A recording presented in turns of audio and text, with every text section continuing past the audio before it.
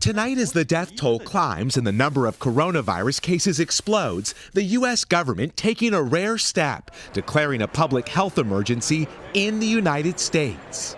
Beginning at 5 p.m. Sunday, February the 2nd, the United States government will implement temporary measures to detect and contain the coronavirus. Those measures include closing the U.S. border to nearly all foreign nationals who have traveled through China in the last 2 weeks. They've also imposed a 14-day mandatory quarantine for any U.S. citizen who has been to the epicenter in the previous 14 days. This includes the 195 U.S. citizens who evacuated Wuhan, now at March Air Reserve Base. The CDC warning even individuals who have been exposed and tested negative could still develop symptoms and become contagious later.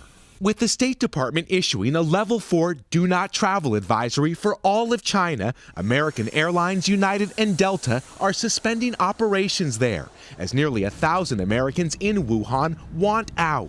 The U.S. government scrambling to plan more emergency flights. It's a difficult situation. There's limited seats. The UK and France also flying emergency charters as Australia plans to quarantine its evacuees on an island 1,600 miles from shore. Back home in Chicago, doctors continue to monitor a woman who traveled home from Wuhan and infected her husband. The family telling NBC News the man's 1-year-old grandson is now also being tested for the virus after developing a fever. With more than 10,000 confirmed infections worldwide and more than 200 dead, tonight an emergency at home.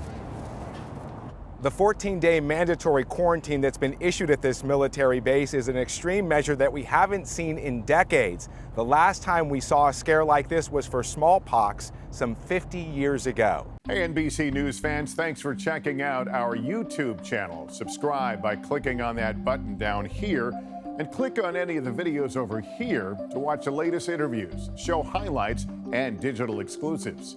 Thanks for watching.